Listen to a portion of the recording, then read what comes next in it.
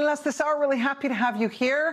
There is a lot that the U.S. government and this presidential administration is failing at right now in the courts, in public opinion, in politics, in the technocratic and practical functions of government.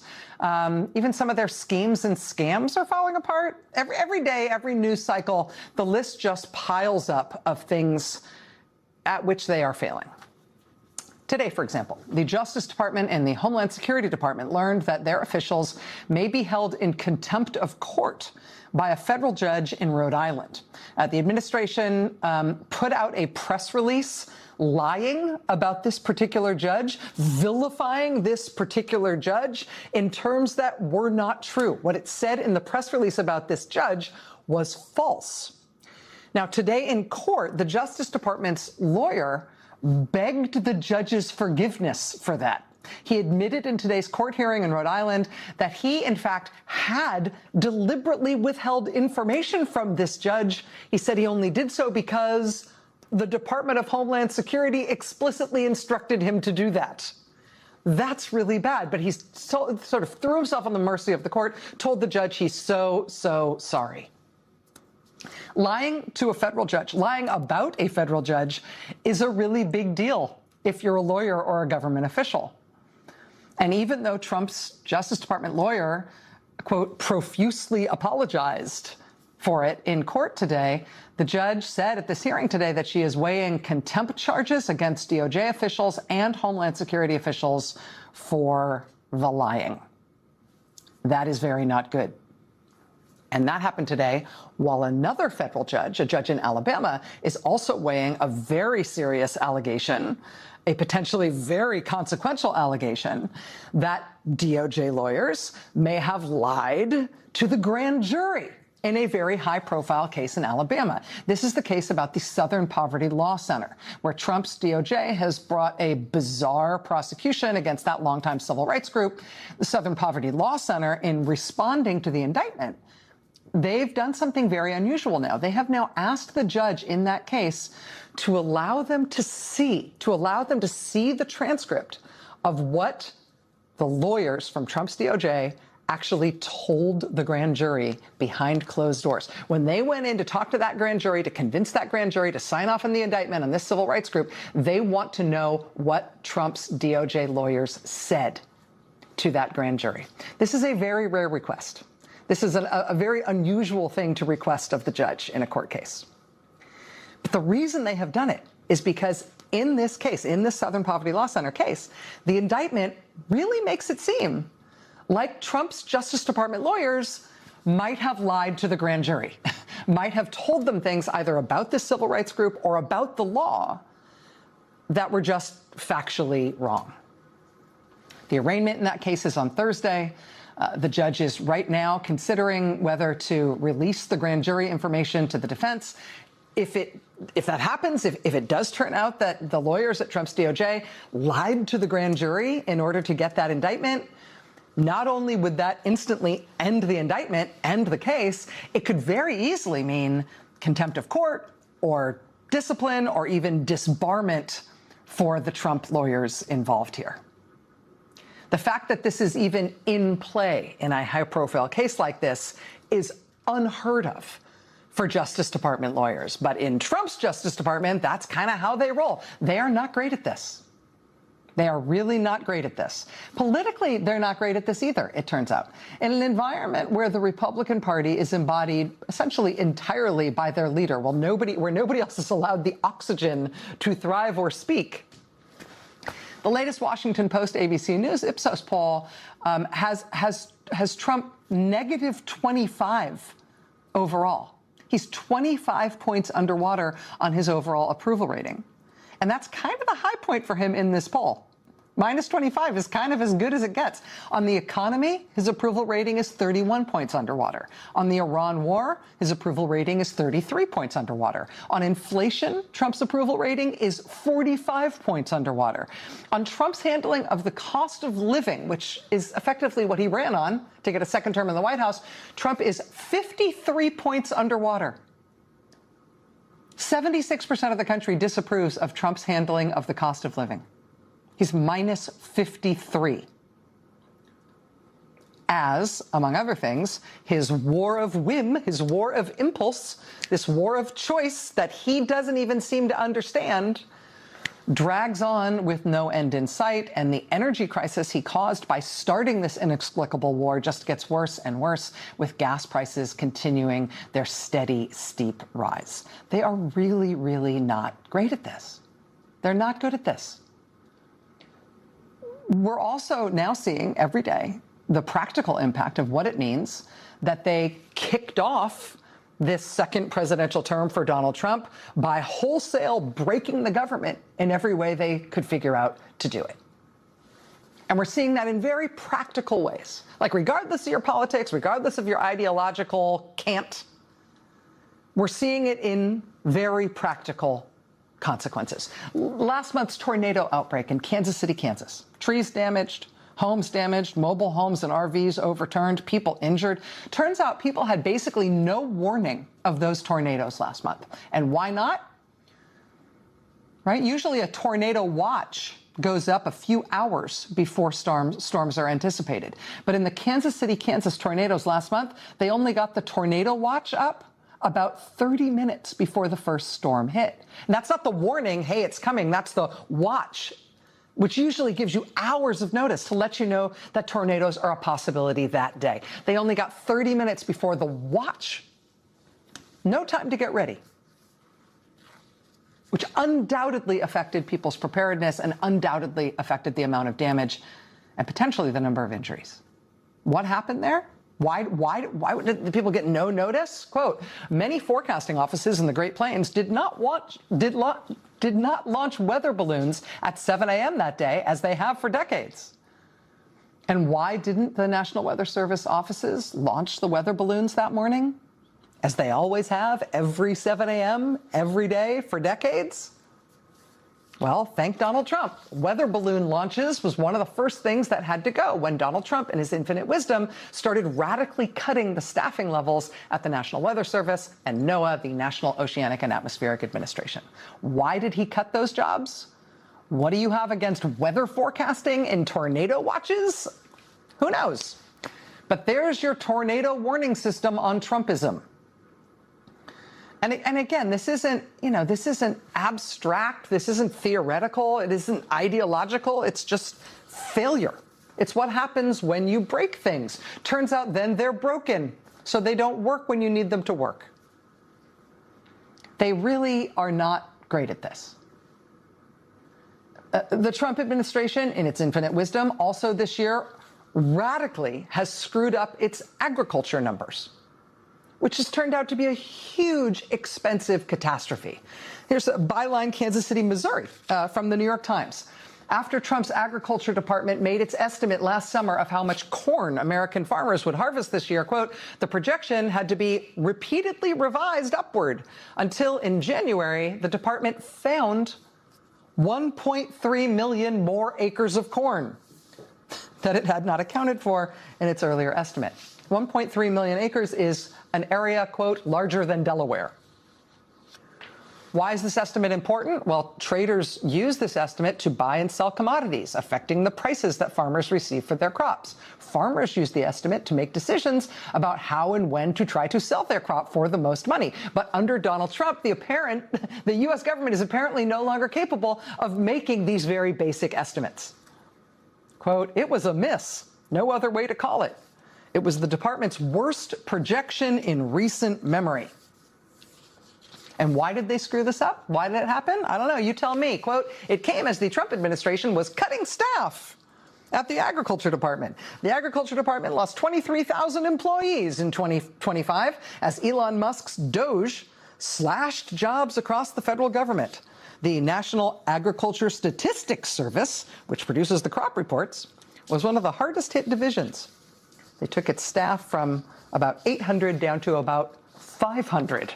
Yeah, and then weirdly, it turns out the crop reports started sucking worse than they ever had, which kicks American farmers in the teeth right at the moment that Trump's other genius policies mean they can't afford fertilizer or diesel for their tractors or for the trucks to get their harvest to market. if anyone in the world will still buy their harvest, since Trump screwed all that up with his tariffs adventure as well. I mean, they're really not good at this. As the war in Iran seems to have become a hot war again today, with U.S. and Iranian ships firing at each other in the Strait of Hormuz, President Trump has decided at the same time that he's going to pull 5,000 U.S. troops out of Germany. Now, wait, why does that matter for the Iran war? Germany isn't Iran. Well, when Trump started the war in Iran, without hardening or protecting any of our gazillion military bases and installations all over the Middle East, which were now in the range of fire for Iranian missiles and drones, oops.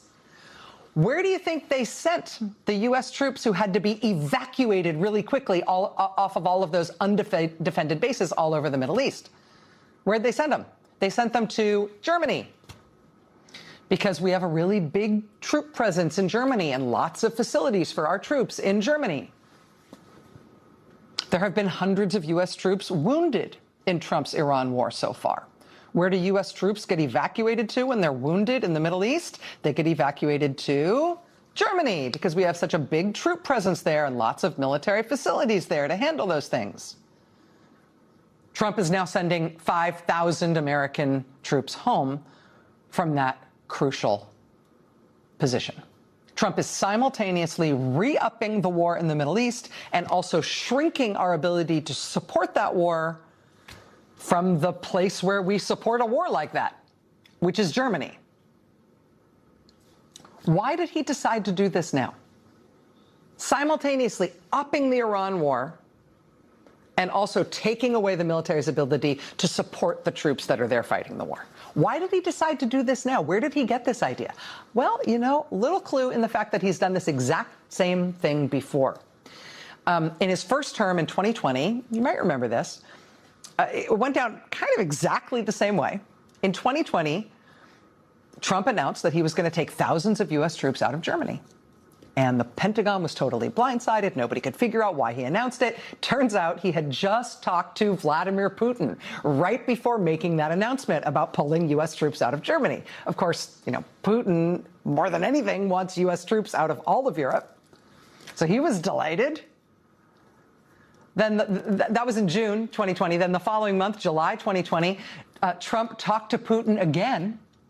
And right after talking to Putin again, Trump reiterated more forcefully this time, I really mean it. I want those thousands of U.S. troops taken out of Germany. The only reason it ultimately didn't happen back then is because that was already late in the year in 2020, and then Trump lost the presidential election, and President Joe Biden countermanded Trump's ridiculous, nonsensical order. But now Trump's back in the White House, and so here we are again, and it's gone down exactly the same way. The president publicly announced that he wants thousands of U.S. troops pulled out of Germany. The Pentagon, once again, totally blindsided. Nobody knows why he has done this. Then it turns out, it emerges that he made this announcement about pulling U.S. troops out of Germany right after he got off the phone with Vladimir Putin. Pulling U.S. troops out of Germany is something that Vladimir Putin and the Kremlin really, really want. Something that would be terrible for the United States, but really good for Vladimir Putin. And somehow, magically, every time Trump talks to Vladimir Putin, he emerges from that phone call with this same idea over and over again to give the Kremlin what it wants, even though it is terrible for the United States, and particularly terrible for the United States military right now, while they're fighting a war in the Middle East that Trump started for who knows what reason. They're not good at this. It was 3 months ago tonight when the president posted online a video depicting former President Barack Obama and former First Lady Michelle Obama as if they were apes. President Trump did later take it down. He refused to apologize for it and still hasn't to this day. That was 3 months ago. It was 5 months ago when Donald Trump confirmed something that he had previously long denied. Back in his first term, President Trump had told a group of senators at the White House that he thought it was terrible that immigrants to America were from S-hole countries. And according to reporting at the time, he named some predominantly black countries, and he said they were S-hole countries, and couldn't we instead have immigrants from predominantly white countries? He mentioned Norway. Since countries with white populations are apparently good, and countries with black populations are swear words. So Donald Trump said that in his first term, and when it was reported that he had said that, he denied it. He said he had never, ever used that language. But then just a few months ago, he started bragging proudly, weirdly at a speech in Pennsylvania. He started bragging that, yes, actually, despite all those earlier denials, of course, he had used that term, and moreover, he still believes it. Predominantly black countries are S-hole countries. This administration, I think it's clear from just the repeated daily news cycle. I think this administration is bad at everything they set their mind to.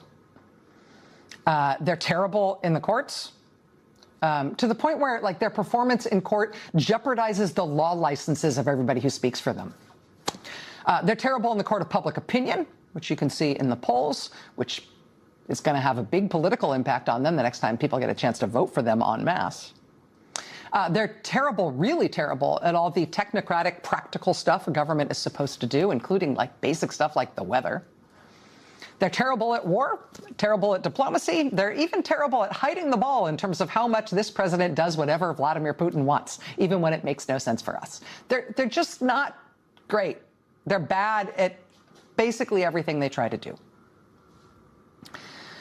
But on the issue of race, on the treatment of African Americans specifically, even being terrible at what they're doing has still proven to be disastrous for our country.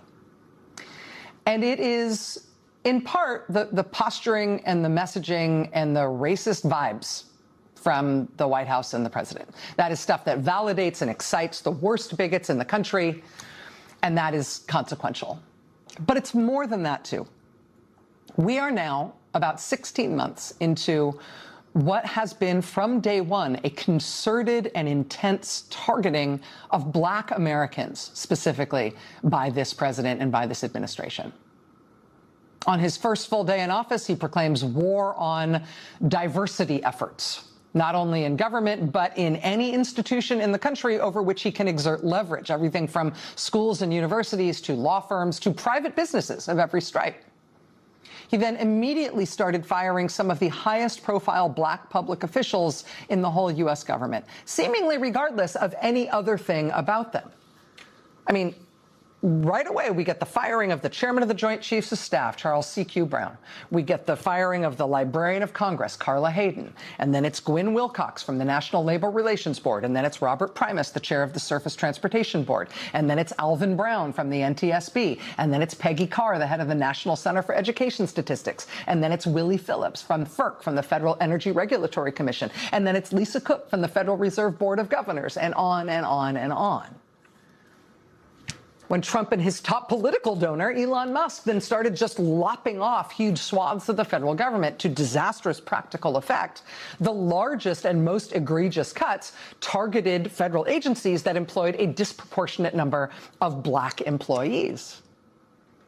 Reporter Erica Green wrote about this a few months ago for The Times, noting that nothing had moved backwards in the federal government for black Americans this quickly or this far in over 100 years. Since Woodrow Wilson came in 1912 and resegregated the federal workforce. Quote, black employees were fired or demoted to lower-level jobs, relegated to separate and inferior lunchrooms and other facilities, and accused of making white women feel unsafe. Those who remained were humiliated. A black worker in the Postal Service was surrounded by screens, so white workers would not have to look at him. Another employee had a cage built around him to separate him from his white counterparts. A clerk in the Treasury Secretary's office was assigned to rewrite all correspondence to address black employees by their first names. The way Trump addressed the Librarian of Congress, Carla Hayden, by her first name when he crowed publicly about firing her for no reason.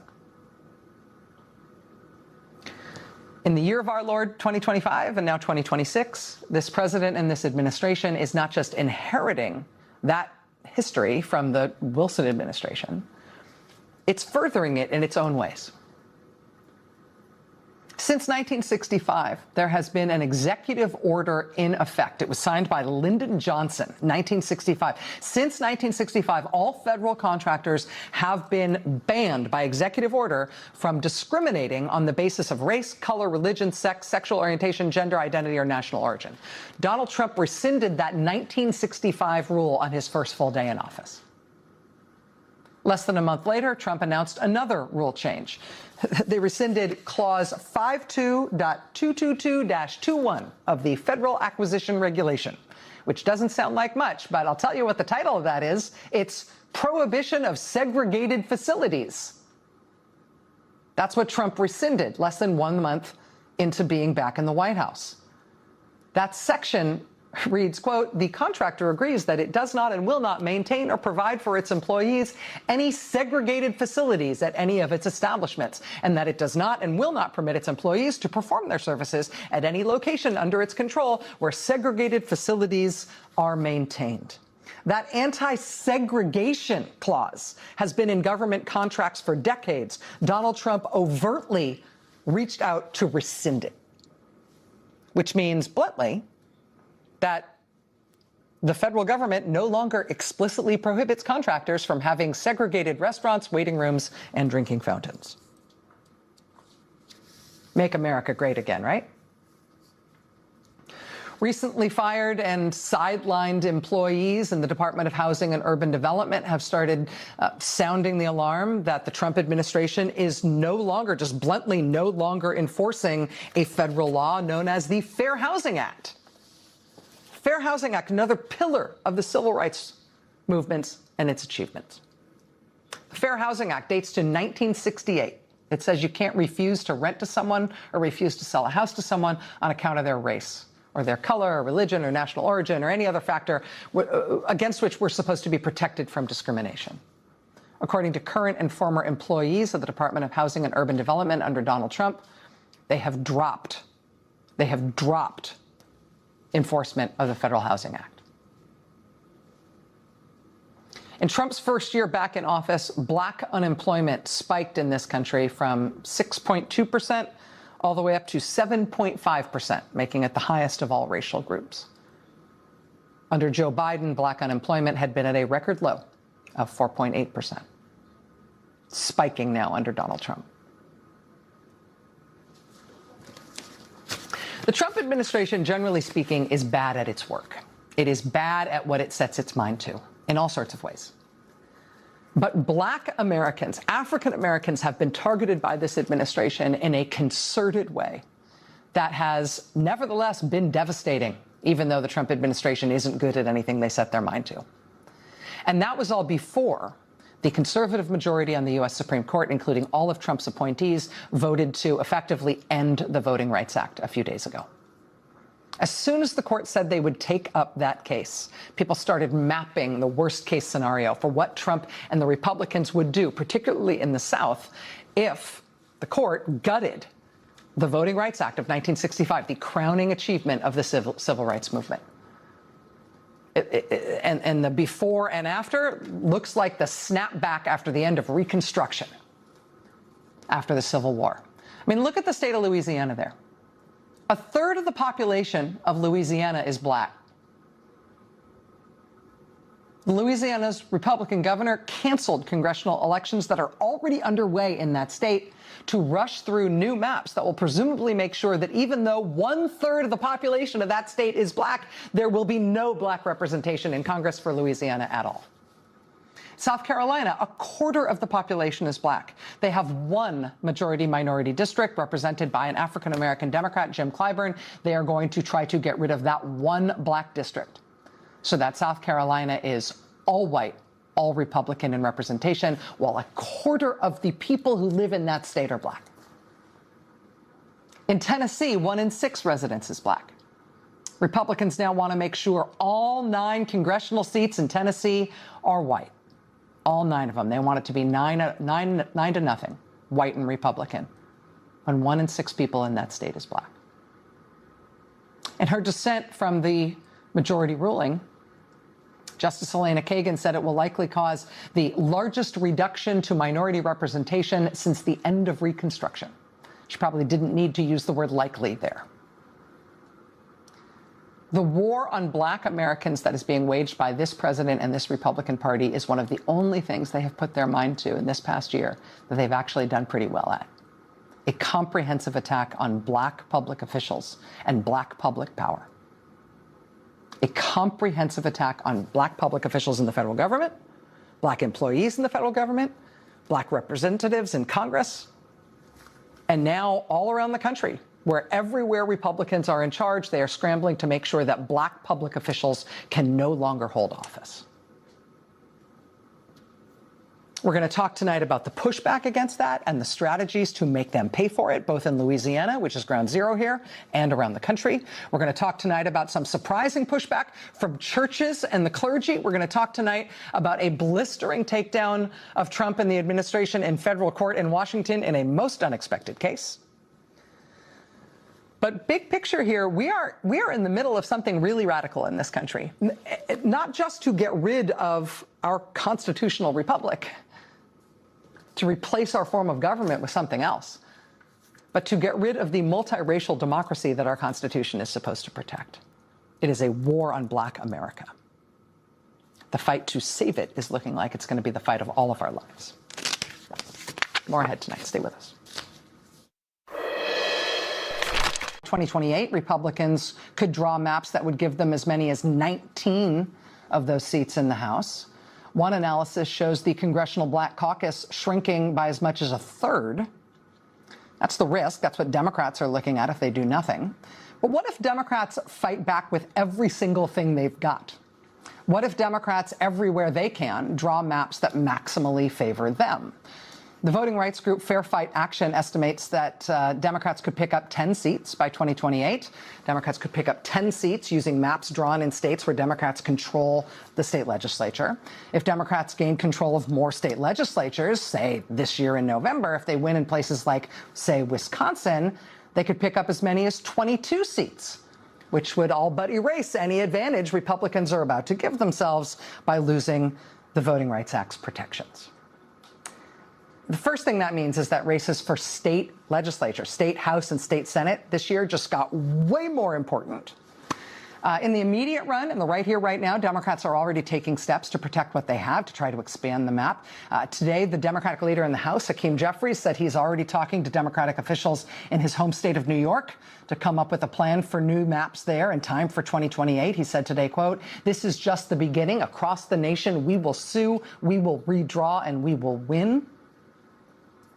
The "we will sue" part of that strategy is key because Democrats and voting rights groups are also pushing back in the courts wherever they can. As I mentioned at the top of the show, the Republican governor of Louisiana just took the extraordinary step of announcing it was an emergency and stopping an election that was already underway, specifically so his state can draw new maps that favor Republicans and that disfavor black voters in Louisiana. Today, a coalition of voters and voting rights groups sued the governor for stopping those elections after Louisianans had already started to vote. In a statement announcing the lawsuit, they said, by attempting to suspend an ongoing election, state officials are creating confusion, undermining public trust, and placing partisan interests above the constitutional rights of Louisiana voters. Black voters in communities that have long fought for equal political representation should not be forced to bear the burden of unlawful power grabs designed to silence their voices. Elections belong to the people, not to politicians seeking to manipulate the rules. Joining us now is attorney Sophia Lynn Lakin. She is director of the ACLU's Voting Rights Project. The ACLU is representing those voters and civil rights groups in court. Ms. Lakin, thanks very much for being here. I appreciate you being here in person. Thank you for having me. So, first of all, have I said anything about the situation in Louisiana or what the governor there is doing or what this case is about that strikes you wrong or the wrong way around? No, not at all. Okay. Not at all, unfortunately. Canceling an election after people have already started voting feels like it should be the sort of thing you're not allowed to do. Can you help us understand the legal arguments here and what this case is about? Sure. You know, this is actually the second case that we filed. We filed an action on Friday in state court saying the governor actually doesn't have the authority to issue this proclamation, this executive order to try to suspend the elections in an attempt to stop this before early voting in person started on Saturday. Unfortunately, the court denied our temporary restraining order there. So we have since, as you've pointed out, moved in federal court today to try, once again, to put a stop on what's creating massive confusion. We are hearing Republican election administrators calling this a nightmare for election administrators. It is chaotic. People don't understand what the situation is. There are actually elections that are proceeding irrespective of the suspension, right? There are other things on the ballot as well. So if voters think that, oh, the election is off, they may not have their opportunity to even vote in those other elections, too. So we're talking about tens of thousands of voters who have turned out, who have cast ballots already, having their ballots suspended, and we are potentially canceled. A true disenfranchisement of voters in the very real sense of the word. So voters are being handed a ballot where there's lots of different races on the ballot. They're being told some of your votes here will count, but some of them won't. And in terms of when you want to cast votes for that other election, we'll let you know later. But if you cast it now, we're not going to count that, but we promise we'll count the other things. I mean, I can't imagine that any voter would be confused in that circumstance. But what's the remedy you could even seek with 80,000 people having already voted that can retroactively fix the confusion that's already been cast over this election? Well, that's what we're trying to do by going in very quickly, asking for a temporary restraining order to say, please halt the enforcement of this suspension of the election. Let it go forward. Count everyone's votes that have been currently cast and continue on with this election. If you want to redraw these maps, we can talk about that at a later date. But at this moment in time, you're just causing chaos, you're disenfranchising voters, you're creating a situation that nobody wants to see when it comes to talking about elections that have integrity. I know that the ACLU is also involved in a number of other cases over gerrymandering and racial discrimination in places like North Carolina, Texas, and Missouri. How does this sort of world-shaking Supreme Court decision affect the legal battle in those kinds of cases? I mean, it's an extraordinary gut punch to the work that we have been doing to protect fair maps for voters of color. The Supreme Court, in its majority opinion, describes this as an update to the Voting Rights Act when, as Justice Kagan points out in her dissent, it is all but dead. Yeah. And that's really going to be a challenge for us going forward. This is one of the principal tools that we have used to bring progress to this country, to bring diversity in our representation, to ensure that voters of color have a say, an equal say in our political process. And it's going to be difficult without this primary legal tool to ensure that we aren't rolled back to a time before the Voting Rights Act, to a time of Jim Crow. Sophia Lynn Lakin is director of the ACLU's Voting Rights Project. You have your work cut out for you. Thanks for being here to help us understand. Thank you for having me. Appreciate it. All right, we'll be right back. Stay with us. We showed you some of these images from Providence, Rhode Island. This was outside the Citizens Bank annual shareholders meeting. These folks were demanding that Citizens Bank, which is based in the Northeast, they should drop the big financial investments that bank has in two private companies that run immigrant prisons for the Trump administration. And it was not just at that shareholders meeting. There have been protests all across the Northeast, specifically targeting Citizens Bank because of its involvement with Trump's immigration prisons. Citizens Bank, stop funding ICE prisons. One Rhode Island union has now said it's withdrawing hundreds of thousands of dollars from Citizens Bank in protest of what Citizens is doing with Trump's immigrant prisons. On top of that, a coalition of dozens of religious groups in Boston, they've announced that they will be pulling $1 million out of the bank unless leaders at the bank at least held a meeting with them to discuss their concerns. They made that threat, that charge, basically, last week. In a statement, Citizens Bank said in response that it does not comment on specific customer or client partnerships. But after having put that charge to Citizens Bank last week, well, that coalition of religious groups, the Greater Boston Interfaith Organization, they say this meeting they've asked for with Citizens Bank and its executives has not been forthcoming. And so they say, as of today, they're following through on what they said they're going to do. Members of this interfaith group, ministers, pastors, rabbis, They all gathered at a Citizens Bank branch in Boston today to follow through on their pledge. They withdrew $1 million from the bank. Apparently, this interfaith group has something like $14 million in the bank altogether. They say they're going to keep pulling it out $1 million at a time as long as Citizens Bank doesn't change its ways. They even brought this giant $1 million withdrawal slip with them for today's announcement. Among the speakers today was Reverend John Edgerton, senior minister of Old South Church in Boston's Back Bay, who said in part, "We are here today because we need to let the banks know that people of good faith, people of good conscience, people of goodwill, our neighbors, will not stand for building private prisons, for building deportation machines, for crushing our neighbors underneath their wheels for profit. No," he said, "no. Not with our money." Joining us now is the Reverend John Edgerton, senior minister of Old South Church in Boston. Reverend, thank you so much for being here. I really appreciate you making time. Well, thank you so much, Rachel, for having me. Really appreciate it and giving the opportunity to speak to your audience. How did this come about? Why did the Greater Boston Interfaith Organization decide to start pressing Citizens Bank this way? We pulled $1 million out today. We transferred it to another bank because we want Citizens to stop doing this dirty business. Citizens is one of the only banks in the country that banks with and provides financing for CoreCivic and Geo Group, two of the most notorious private prison companies in this country. This year, Emmanuel Damas, who is a neighbor, a Boston resident, a 56-year-old man, he died in CoreCivic detention in Arizona from a toothache. He had a toothache. He complained about it. They didn't give him proper care. His toothache became an infection. His infection became sepsis, and he died. And these are the practices that CoreCivic is notorious for and Geo Group is notorious for.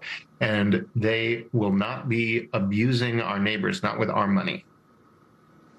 I got the sense from the speeches today from you and your fellow clergy who are part of this interfaith group, I got the sense that Citizens Bank is not a symbol. They're not a sort of a distant corporate abstraction to you. As a bank that is based in the Northeast, as a bank that is something that deals individually with all the different faith organizations, churches and synagogues and mosques that are part of the interfaith organization. I got the sense that you as faith leaders in Boston have a real relationship with Citizens Bank, and that is part of why it both pains you and motivates you that you haven't been able to shift them on this. Is that fair? We feel deeply betrayed by what Citizens Bank is doing. 20 years ago, we helped them to build relationships in the immigrant community so that they could expand their business. And since then, they have turned into an organization we don't recognize, into an institution we don't recognize anymore. Rather than partnering with and building up all of our neighbors in Boston, instead, they are making money, tearing families apart. And it is unconscionable. It is against the basic values of this country, and it is something that I find religiously abhorrent. Do you and your fellow clergy who are part of this interfaith group plan to continue to withdraw more money from the bank as a way of sort of ramping up the pressure? Are you hearing from any other faith organizations or nonprofits or entities that bank with Citizens who may want to follow your lead on this? Today, a sister organization, Greater Cleveland Congregations, joined. They pledged that they would pledge their deposits toward this as well. So we are now well over $14.5 million of deposits. We are customers of Citizens. We don't want to hurt Citizens. We are 20-year customers with $14.5 million and growing of deposits that are ours. And we want for them to do what is right. Their core customer base is in Massachusetts, Rhode Island, across New England. They are fast becoming the ICE bank. And if they think being the ICE bank is going to play well with their core base here in New England, they need better advice. And that is what we are trying to do, is give them some good advice, which is that they need to stop being involved in this dirty business. Reverend John Edgerton, senior minister of Old South Church in Boston. Reverend, thank you so much for your time. Keep us apprised. We're really interested in this campaign, both for what it means in New England, but also I think the kind of model that it presents around the country. We'd love to have you again and to hear how it goes. Wonderful. Absolutely. Anytime. Really appreciate it, Rachel. All right. We'll be right back. Stay with us.